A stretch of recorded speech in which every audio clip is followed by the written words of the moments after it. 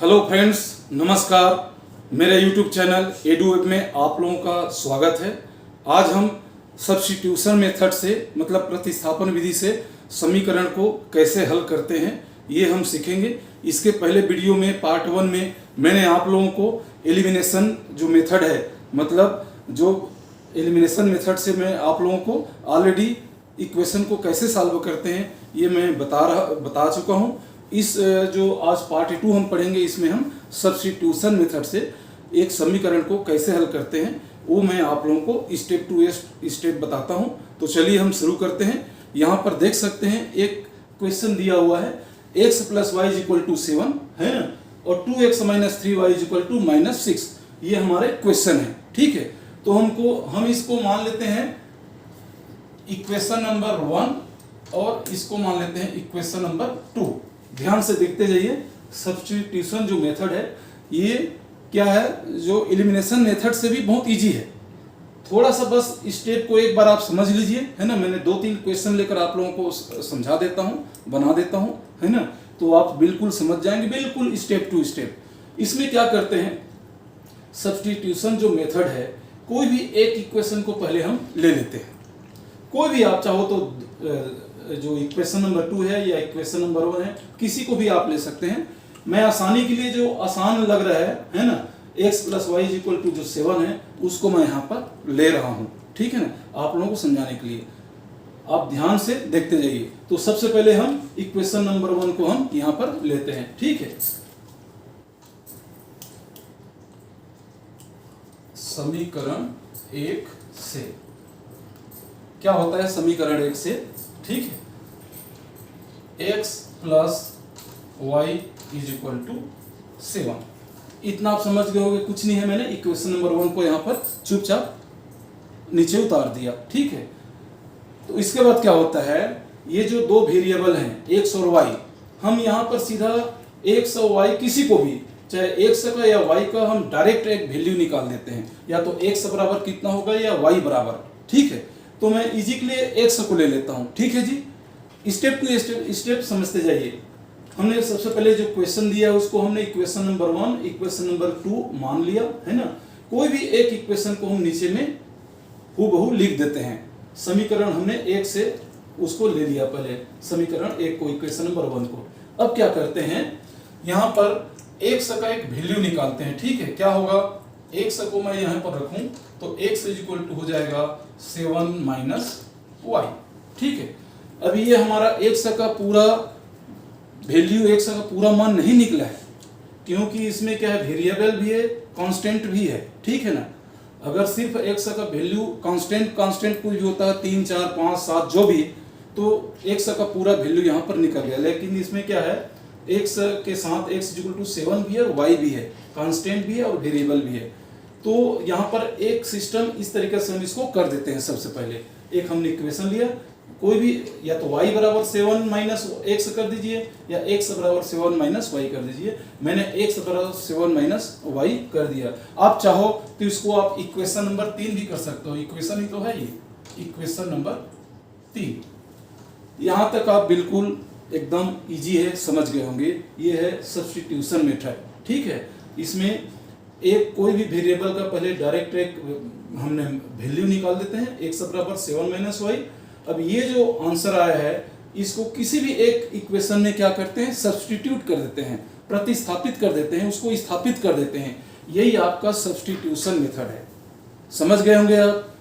Equation दोनों है, दोनों में से एक इक्वेशन ले लिया, उसमें से कोई भी एक वेरिएबल x का हम एक वैल्यू निकाल देते हैं, x = 7 - y उधर जाकर के माइनस हो जाता है। तो ये अभी भी एक इक्वेशन के रूप में हो गया, पूरा इसमें x का वैल्यू नहीं निकला है।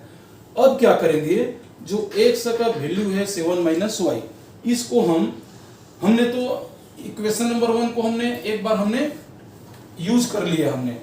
अब जो वैल्यू ये हमने निकाला है x = 7 - y, अब हम दूसरे इसको इक्वेशन में इसको रखेंगे। ध्यान से देखिए, हमने अगर 2 को यहाँ पर निकाले होते तो 1 को यहाँ पर इस्तेमाल कर लेते। हमने सबसे पहले x + y = 7 को हमने ले लिया, मतलब इक्वेशन नंबर 1 को हम यहाँ पर रख लिए। तो x इज इक्वल टू क्या होगा 7 माइनस वाई, मतलब इक्वेशन नंबर 1 को हम इस्तेमाल कर चुके हैं।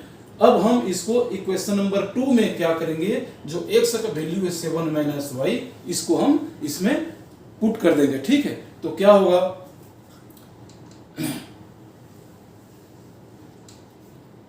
x is equal to 7 minus y will be put in equation number 2। मतलब x बराबर 7 माइनस वाई क्या करेंगे हम, जो इक्वेशन नंबर 2 में रख देंगे। ठीक है, x के जगह में हम क्या रख देंगे 7 माइनस वाई, जो हमारा ये इक्वेशन नंबर एक प्रकार का 3 जो निकल गया है। ठीक है, तो क्या होगा, इक्वेशन नंबर 2 मैं यहाँ पर चुपचाप लिख लेता हूँ। ठीक है, इक्वेशन नंबर 2 हमारा क्या है, 2x minus 3y is equal to minus 6, ये हमारा इक्वेशन नंबर 2। अब क्या करेंगे, जो x है, x के जगह में हम क्या रखेंगे 7 माइनस वाई, जो ये निकला है पहले। ठीक है, तो क्या हो जाएगा 2, देखिए 7 माइनस वाई मैं यहाँ पर रख रहा हूँ x के जगह में 7 माइनस वाई। ठीक है, minus 3y is equal to minus 6। ठीक है जी, यहाँ पर समझ गए होंगे। अब मैं क्या करूंगा, ये जो 2 है, इस ब्रैकेट के अंदर जो भी राशि है, ठीक है, चाहे वो वेरिएबल हो या कांस्टेंट हो, उसके अंदर मैं इसको मल्टीप्लाई कर दूंगा, यानी गुणा कर दूंगा। अभी गुणा करने से क्या हो जाएगा, 7 के साथ 2 का करने से 7 2 जा 14, y के साथ करने से 2 का 2y, लेकिन एक प्लस है और एक माइनस है, तो इसमें जो इक्वेशन है हमारा, जो चिन्ह का भी गुणा होता है, माइनस और प्लस को जब गुणा करेंगे तो माइनस हो जाएगा। तो सबसे पहले 7 और 2 का मल्टीप्लाई करने से क्या हो जाएगा 14 माइनस 2y, y और 2 के साथ इंटू 2y हो जाएगा, माइनस और प्लस का इंटू माइनस। अब बाकी सेम टू सेम लिख दीजिए, minus 3y is equal to minus 6। यहां तक आप समझ गए होंगे, कुछ नहीं है, स्टेप टू स्टेप देखते जाइए।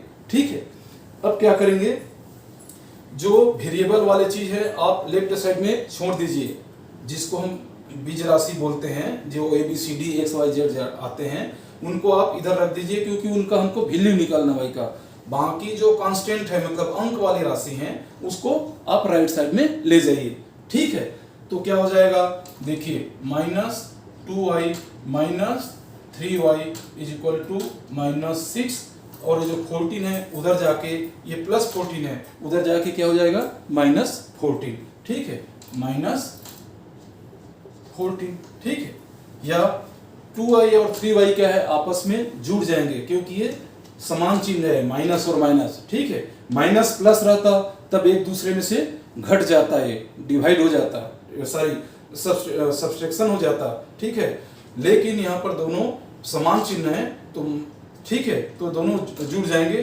3y और 2y मिला के कितना हो जाएगा 5y, और माइनस माइनस का माइनस ही होगा। ठीक है, क्योंकि हम इसको मल्टीप्लाई नहीं कर रहे, मल्टीप्लाई करने से क्या होता है माइनस माइनस प्लस हो जाता है, लेकिन यहाँ पर हम दोनों को हम जोड़ रहे हैं, माइनस 2y और माइनस 3y को जोड़ेंगे तो माइनस 5y हो जाएंगे। इज इक्वल टू क्या हो जाएगा, इधर भी देखिए दोनों समान चिन्ह है, माइनस 6 माइनस 14, ये भी दोनों क्या हो जाएंगे प्लस हो जाएंगे, ऐड हो जाएंगे, तो 14 और 6 कितना हो गया 20। ठीक है ना, तो हो जाएगा minus 20, minus 5y is equal to minus 20।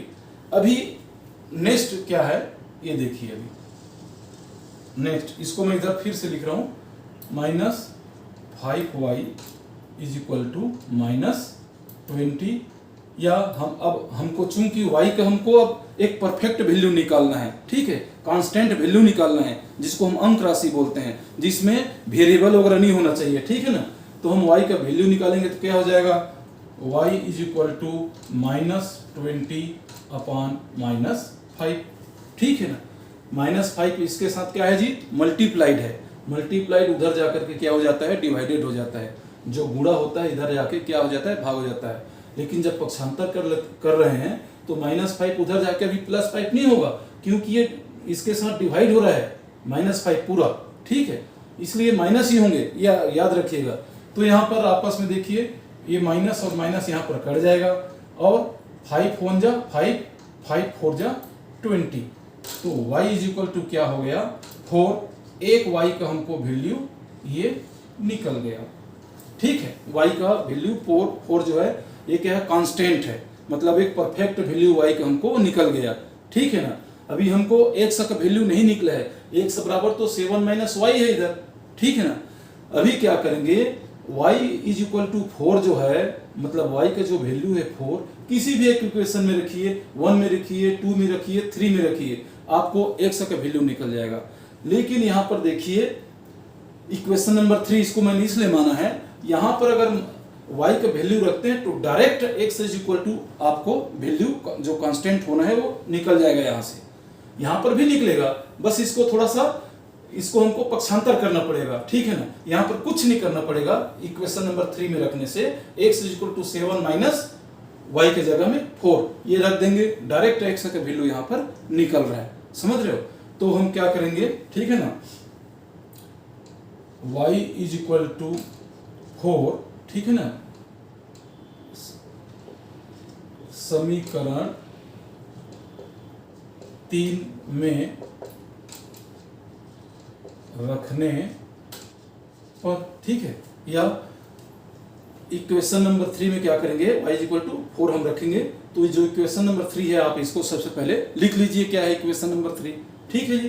तो इक्वेशन नंबर 3 हमारा क्या है, x is equal to 7 minus y, ठीक है।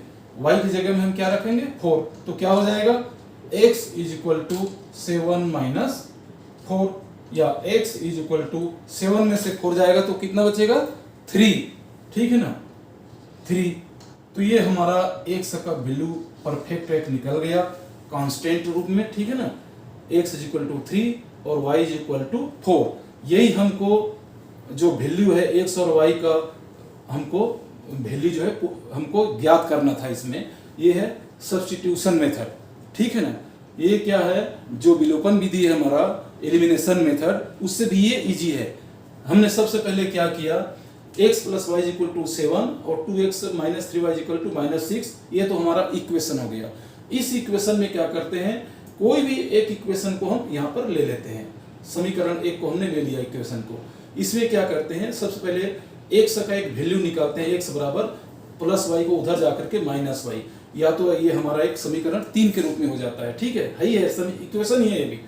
अब क्या करते हैं, ये जो x का जो वैल्यू 7 माइनस वाई निकला है, तो जो एक इक्वेशन को तो हम यहाँ पर यूज कर लिए हैं, इस्तेमाल कर चुके हैं। तो जो दूसरा इक्वेशन है उसमें इसका जो x का जो वैल्यू निकला है 7 माइनस वाई, हम उसको यहाँ पर रख देते हैं, मल्टीप्लाइड कर देते हैं, लास्ट में कट करके क्या हो जाता है, ये y का एक परफेक्ट वैल्यू निकल जाता है। अब ये जो y का जो परफेक्ट वैल्यू निकला है y इक्वल टू 4, ठीक है, ये पक्का इसका आंसर है y इक्वल टू 4। इसको आप किसी भी इक्वेशन में रख दीजिए 1 2 3 में, लेकिन यहाँ से हमको x equal to 7 minus y जो है इसमें डायरेक्ट निकल रहा है, बस y का वैल्यू यहाँ पर रखना है। आप यहाँ पर भी रखिए तब भी निकलेगा, ये दो सब तीनों एक ही है, ठीक है। तो हमने इसको इक्वेशन नंबर 3 को यहाँ पर ले लिया और y के जगह में जो y का वैल्यू निकला है 4 रख दिए, 7 में से 4 गया तो ये 3, ठीक है, x इक्वल टू 3। अब इसका आंसर आप कैसे लिखेंगे, मान लीजिए आपका एक क्वेश्चन आ गया कहीं पर भी कोई भी एग्जाम में, तो इसका आंसर हम लिखते हैं एक्स वाई के रूप में, ठीक है। आंसर जो लिखेंगे आप, ठीक है, एक्स और वाई के रूप में लिखेंगे, ठीक है। मतलब आंसर अगर लिखना है आपको तो सबसे पहले x 3, उसके बाद लिखेंगे आप ये 4, ये आपके आंसर होंगे, ठीक है। अगर इसको आप है तो 3 4 एक ही है, लेकिन आप इसको 4 और 3 कर देंगे तो आपका आंसर गलत हो जाएगा, क्योंकि जो इसका जो कोई भी समीकरण का जो आंसर आता है वेरिएबल का, एक्स वाई कहीं वेरिएबल आता है, कहीं कहीं पी क्यू रहता है, कहीं कहीं ए भी रह सकता है ना। तो जो आंसर आते हैं हम एक्स और वाई के रूप में हम इसको यहाँ पर डिनोट करते हैं, 3 4 करेंगे, एक्स इज इक्वल टू 3 और वाई इज इक्वल टू 4। अगर 4 3 कर देंगे तो वो समझेंगे कि एक्स का वैल्यू 4 है और y का वैल्यू 3 है, जो कि बिल्कुल गलत हो जाएगा। आप बनाए सही हैं, केवल एक यहाँ पर उत्तर लिखने के चक्कर में आपका पूरा उत्तर रॉन्ग हो जाएगा। तो जो आंसर लिखेंगे, आंसर भी कैसे लिखेंगे देख लीजिए, x का वैल्यू पहले y का वैल्यू बाद में, 3 4 इसका आंसर होगा, 4 3 नहीं लिखना है आंसर में। आप कोई मैथ्स का बुक देख लीजिए, जब आंसर आप चेक करेंगे तो वहां पर इस रूप में ही रहते हैं, ठीक है ना, एक्स वाई के रूप में ही वहां पर आपको आंसर मिलेंगे 3 4, न कि 4 3। कहने का मतलब ये है कि एक्स के वैल्यू को पहले शो करेंगे और वाई के वैल्यू को बाद में, 3 4 इसके आंसर होंगे। ठीक है, आप समझ गए होंगे, है ना। होप आप बिल्कुल इसमें कहीं पर डाउट नहीं होगा, है ना। हम नेक्स्ट क्वेश्चन एक और लेते हैं, उससे आपको और क्लियर हो जाएगा। ठीक है, चलिए नेक्स्ट क्वेश्चन लेते हैं, इसको मैं मिटा रहा हूं। ठीक है,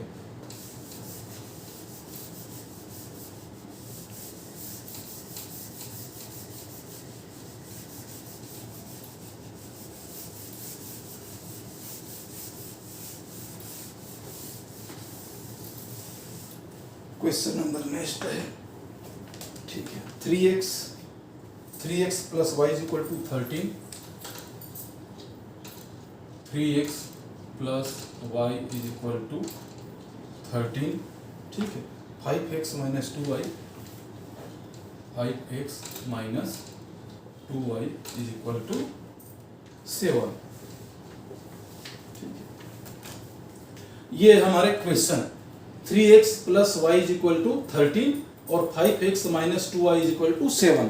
ठीक है, आप सबसे पहले इसको इक्वेशन नंबर 1 कर दीजिए और इसको कर दीजिए इक्वेशन नंबर 2। सबसे पहले सेम वही काम करेंगे, कोई भी एक इक्वेशन को हम यहाँ पर सबसे पहले लेंगे, उसमें x या y का हम सबसे पहले क्या करेंगे, एक वैल्यू निकाल देंगे जो इक्वेशन नंबर 3 के रूप में आता है। ठीक है, देख लीजिए यहाँ पर कोई भी एक इक्वेशन को ले लीजिए, हम इक्वेशन नंबर 1 को ही लेते हैं। ठीक है ना, नियम से चलते हैं हम। ठीक है, समीकरण 1 से क्या होगा, समीकरण 1 से लिख दीजिए इसको, 3x plus y is equal to 30। हम चुपचाप उसको यहाँ पर ले लिया, या तो आप यहाँ पर y का वैल्यू डायरेक्ट निकाल सकते हो, y is equal to 13 minus 3x, लेकिन हम x का ही वैल्यू पहले निकालते जाएंगे ताकि y का हम बाद में निकालेंगे। ठीक है ना, हम इसको बार बार बदलेंगे नहीं इसको। ठीक है, तो यहाँ पर क्या हो जाएगा, देखिए 3x इज इक्वल टू क्या हो जाएगा, 13 माइनस वाई। ठीक है, प्लस वाई को उधर किया तो माइनस वाई हो जाएगा, हो गया। ठीक है, अब क्या होगा, x इज इक्वल टू क्या हो गया, देखिए x इज इक्वल टू हो गए हमारे 13 माइनस वाई अपॉन 3। ठीक है, ये भी एक इक्वेशन के रूप में आ गया, जो पहले आया था हमारा, ये मान लीजिए है हमारा, ये एक इक्वेशन बन गया 3। ये इक्वेशन है, इक्वेशन नंबर 1, इक्वेशन नंबर 2, समीकरण नंबर 1, समीकरण नंबर 2, दोनों समीकरणों में से हमने एक समीकरण को यहाँ पर ले लिया।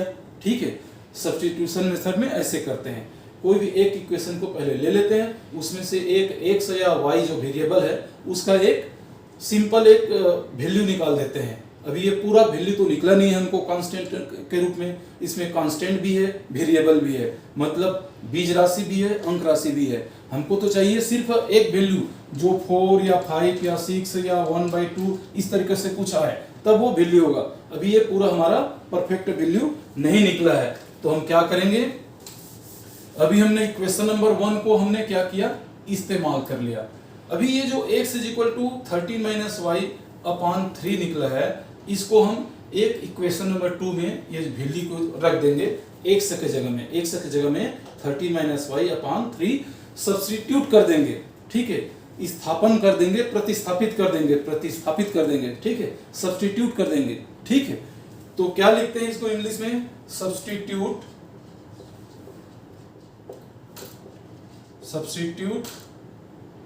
x is equal to 13 minus y upon 3 in equation number 2।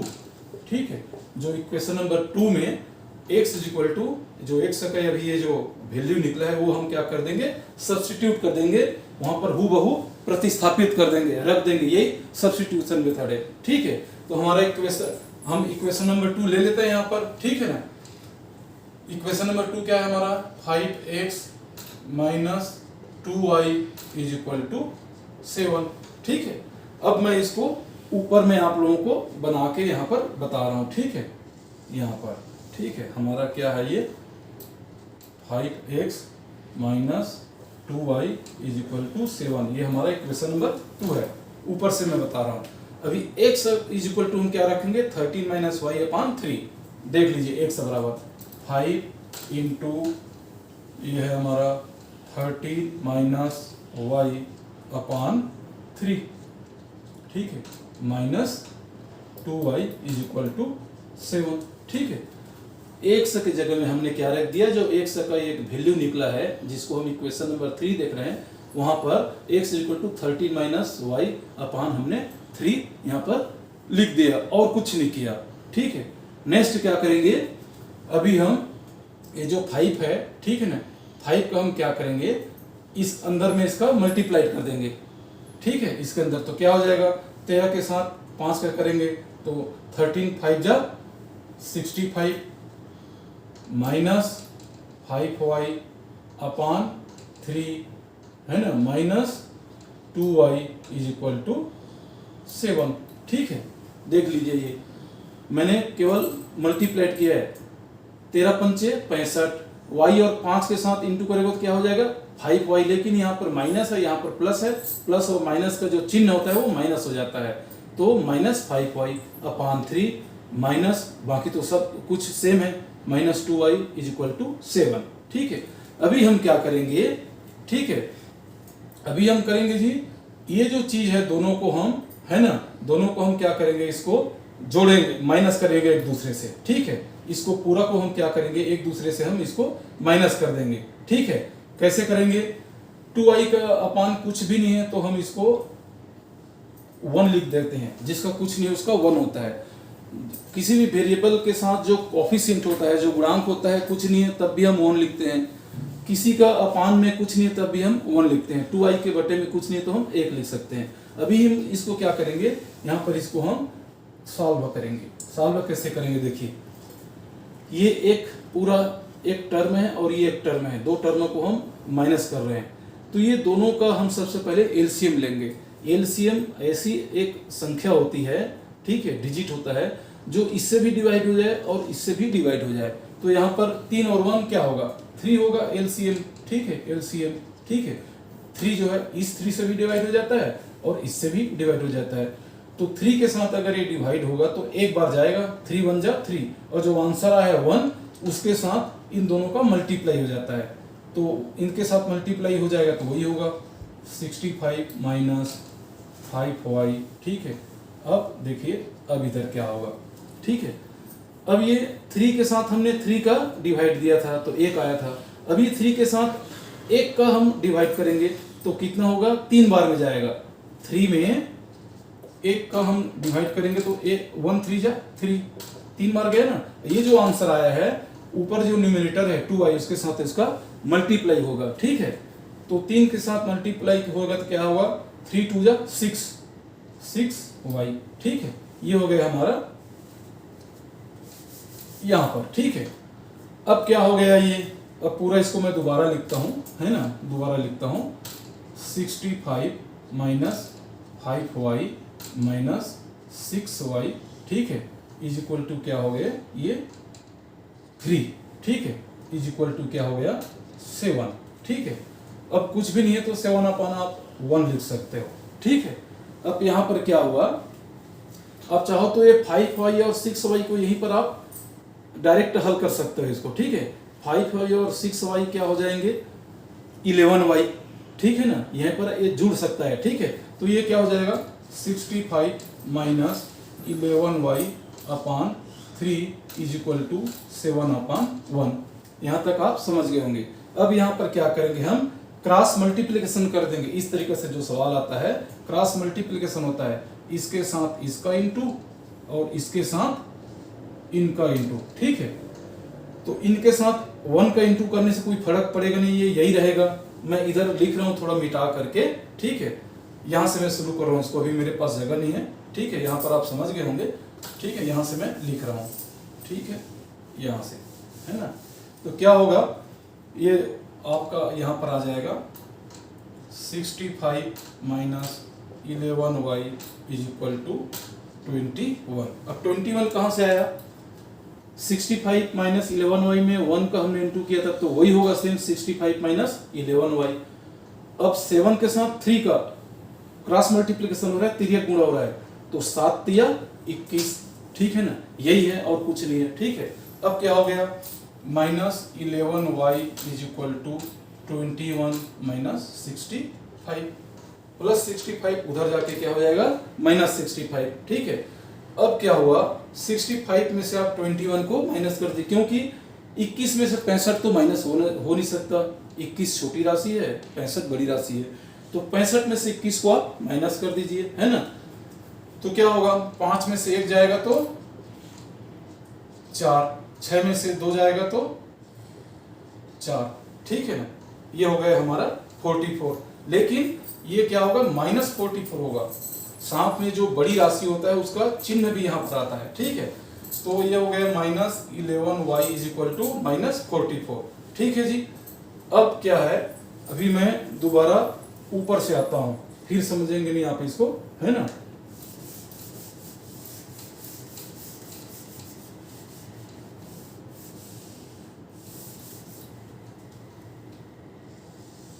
ये हमारा आ गया -11y इज इक्वल टू -44, तो y इज इक्वल टू क्या हो जाएगा, -11 जो है इसके साथ क्या है, मल्टीप्लाइड है ना भाई, उधर जाके क्या हो जाएगा, इसके साथ ये डिवाइड हो जाएगा, बटे के रूप में आ जाएगा, चिन्ह के साथ पूरा आएगा प्रॉपर, ठीक है।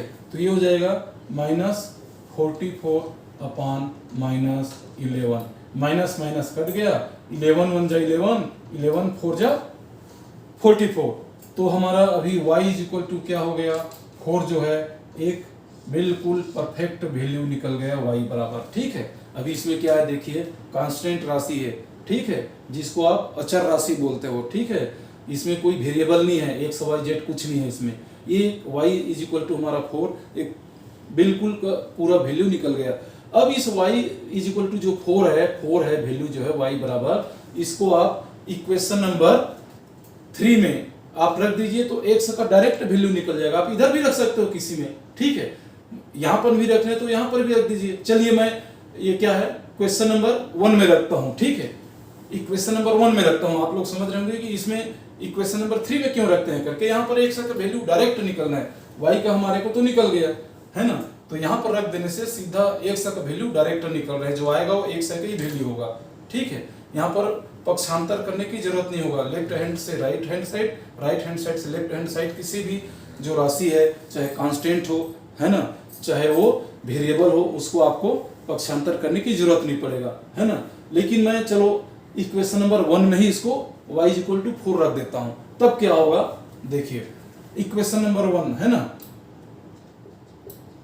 समीकरण 1 में, ठीक है, y इज इक्वल टू 4 रखने पर क्या होगा, ठीक है, रख दीजिए, इक्वेशन नंबर 1 को लिख लीजिए, 3x plus y is equal to 13, यही है हमारा equation number 1, 3x plus y is equal to 13। अब क्या करेंगे, y के जगह में हम 4 रख देंगे, y बराबर क्या रख देंगे, 4 रख देंगे, ठीक है। तो क्या होगा, 3x plus 4 is equal to 13, आप समझ रहे होंगे यहाँ तक जो बना रहा हूँ, ठीक है।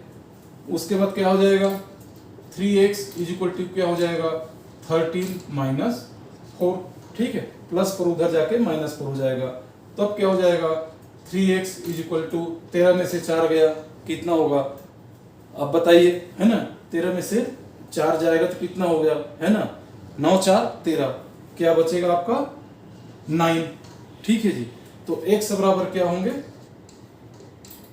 9 अपान 3, 3 1 जा 3, 3 3 जा 9, तो क्या हो गया हमारा x इज इक्वल टू क्या आ गया 3।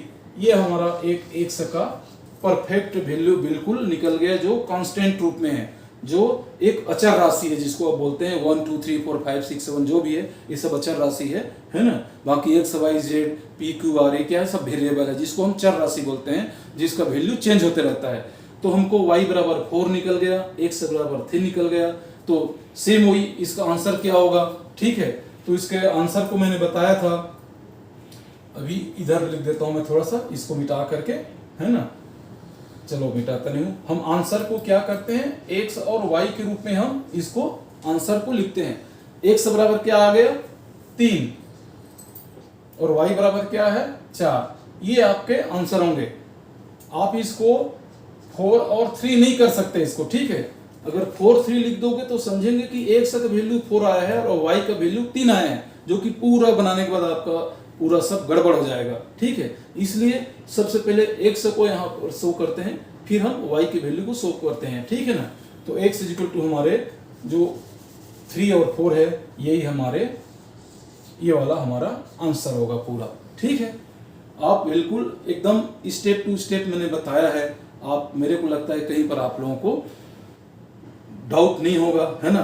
तो ये समझते समझते प्लीज़ थोड़ा आप लोग लाइक करते जाइए, मेरे चैनल को सब्सक्राइब भी करते जाइए, ताकि मैं इस तरीके से और आगे क्वेश्चन हल करता रहूं, है ना। प्लीज़ इसको बनाते बनाते आप लाइक करते जाओ, तब तो मेरे को और बनाने में अच्छा लगेगा, है ना। अब एक और नेक्स्ट क्वेश्चन लेते हैं, ठीक है। एक क्वेश्चन और लेते हैं।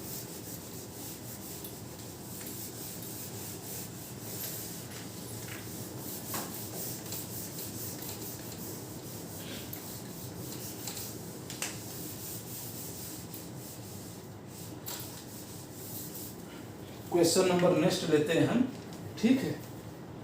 ये क्वेश्चन नंबर है x - 5y =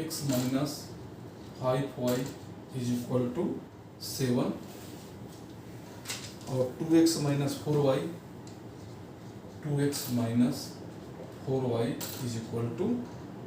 8।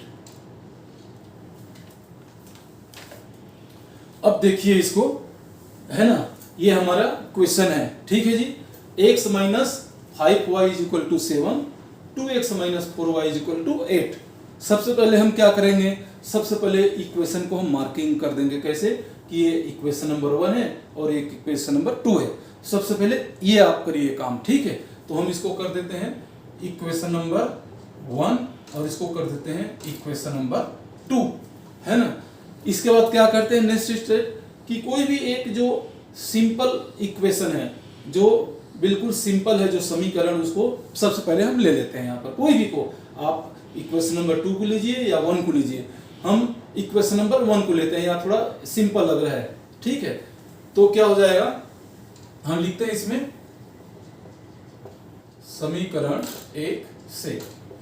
समीकरण 1 से हम क्या करेंगे, समीकरण 1 को हम यहाँ पर लिख देंगे, ठीक है ना। क्या हो जाएगा ये x - 5y = 7। कुछ नहीं है, इक्वेशन नंबर जो 1 है उसको हम यहाँ पर लिए हैं, वही काम करते हैं। कोई भी एक इक्वेशन को यहाँ पर हम लेते हैं, ठीक है। अब क्या करेंगे, यहाँ पर x का एक वैल्यू निकालेंगे, ठीक है।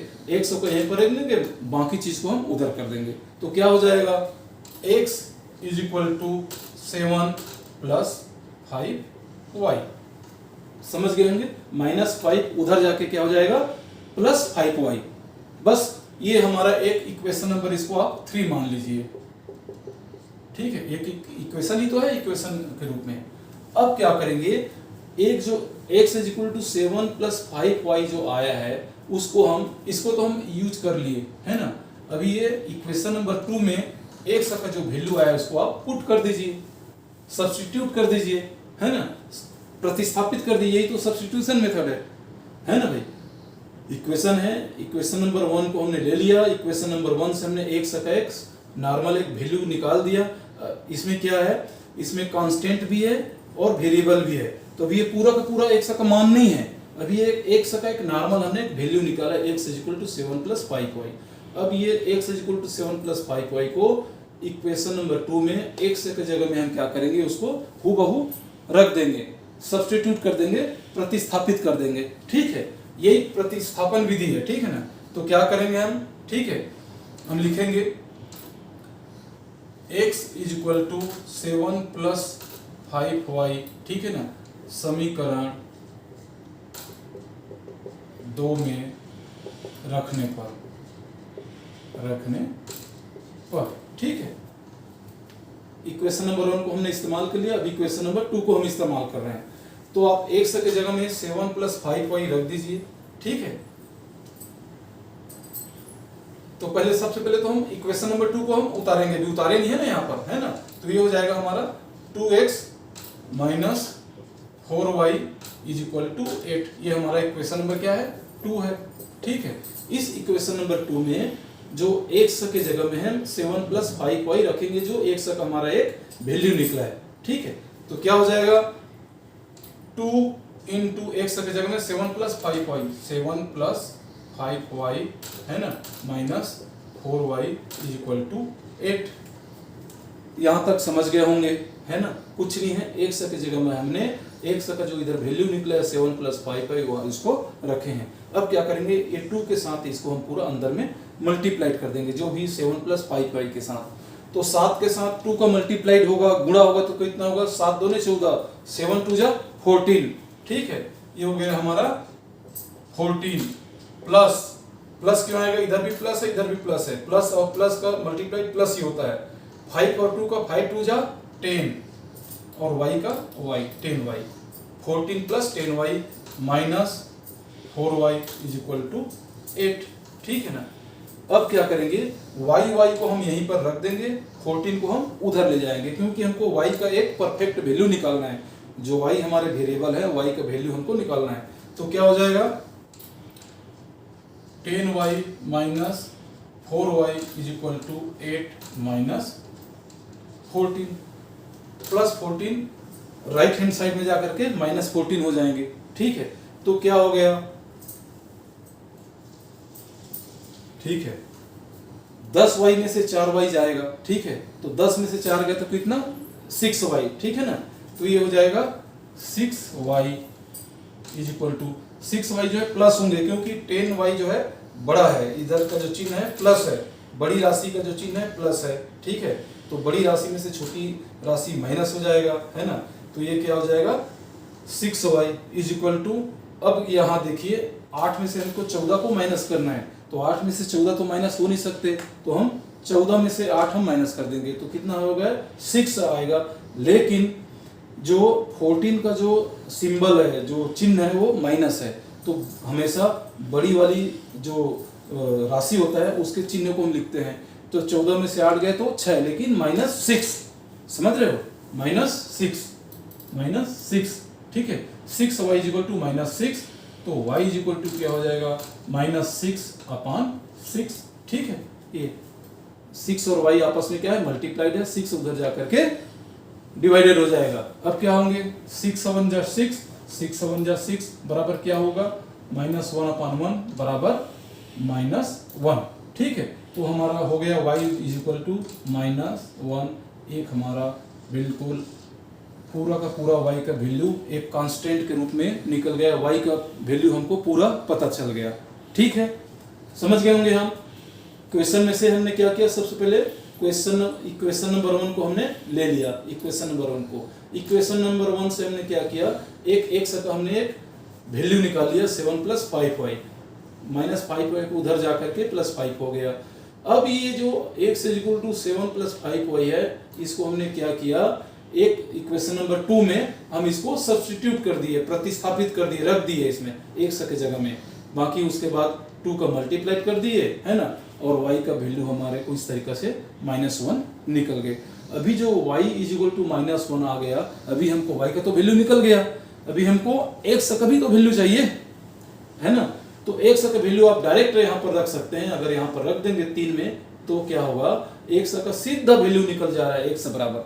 आप इधर भी रख सकते हैं, इधर भी रख सकते हैं, लेकिन यहाँ पर डायरेक्ट वैल्यू निकल रहा है। तो हम क्या करेंगे, समीकरण 3 में, ठीक है, समीकरण 3 में, ठीक है, y = -1 रखने पर, -1 रखने पर क्या होगा, देखिए पहले तो इक्वेशन नंबर 3 आप लिख लीजिए, क्या है, x = 7 + 5y। ठीक है ना। अब y की जगह हम क्या रखेंगे, -1, x = 7 + 5, है ना, आगे -1। ठीक है, -1 हमने रख दिया। अब क्या होगा, x = 7, अब देखिए, अब ब्रैकेट खुलेगा तो प्लस और माइनस का इंटू माइनस हो जाएगा, ध्यान रखिएगा, मैं ब्रैकेट खोल रहा हूँ। +5 और -1 का इंटू करेंगे तो यहाँ पर तो पहले माइनस होगा, ठीक है, और 5 5 × 5, ठीक है, 5 × 5, तो क्या हो गए, x is equal to 7 minus 5, 7 में से 5 जाएगा तो 2 है ना, तो x इज इक्वल टू 2। ये हमारा एक x का भी वैल्यू निकल गया। अब x का मान जो है 2 है और y का मान है -1। यही जो वैल्यू है यहाँ पर आप अगर रखते हैं x और y की जगह में तो 7 और 8 आपको आएगा। आप इसको रख के देख सकते हैं। अब इसका आंसर कैसे लिखेंगे, x y के रूप में, x और y के रूप में हमको आंसर लिखना है, तो हमारा आंसर हो जाएगा 2 और -1। ये हमारे आंसर होंगे, जो आंसर हम इस तरीके से लिखेंगे, न कि आप -1 और 2, ये गलत हो जाएगा, याद रखिएगा, क्योंकि पहले x का वैल्यू को हम यहाँ पर शो करते हैं, दिखाना चाहते हैं, उसके बाद y के वैल्यू को। ये सबसे बड़े इंपॉर्टेंस है, जितने भी एग्जाम में पूरा तो बना लेंगे, लास्ट में कुछ भी आप रख देंगे, -1 2 रख देंगे, है ना, तो गड़बड़ हो जाएगा। x और y के रूप में हम दिखाना चाहते हैं। अगर p क्यू में आया है, p अगर x और y जो है p क्यू की जगह में मान लीजिए p और q है, तो इसी तरीके से p और q के रूप में हमने पहले p और q का, है ना, a b के रूप में है तो पहले a और b के रूप में इसको आंसर को लिखना है, पहले a के आंसर को फिर -b के आंसर को, ठीक है। तो इस तरीके से आपके आंसर होंगे। अगर कोई पूछता है तो कितना है आपका आंसर, तो 2 और -1 ये आपके आंसर है, ठीक है। तो होप आप लोग बिल्कुल समझ गए होंगे ये सब्स्टिट्यूशन मेथड से, है ना। तो मेरा काम तो दोस्तों फिर बता रहा हूँ, मैंने आप लोगों को कोशिश किया समझाने का एकदम इजी वे में। मैंने तो अपना काम कर दिया, लेकिन आप अपना काम नहीं कर रहे हैं। कृपया जब ये समझ गए तो थोड़ा सा मैं गुजारिश करूँगा कि जो लाइक है, शेयर है, सब्सक्राइब, ये बटन को आप छू दीजिए, है ना। 1 सेकंड लगता है छूने में, मैंने तो आपके लिए आधा घंटा निकाल दिया, आप बस 1 सेकंड निकालिए और जो लाइक शेयर सब्सक्राइब कर दीजिए। थैंक यू, धन्यवाद।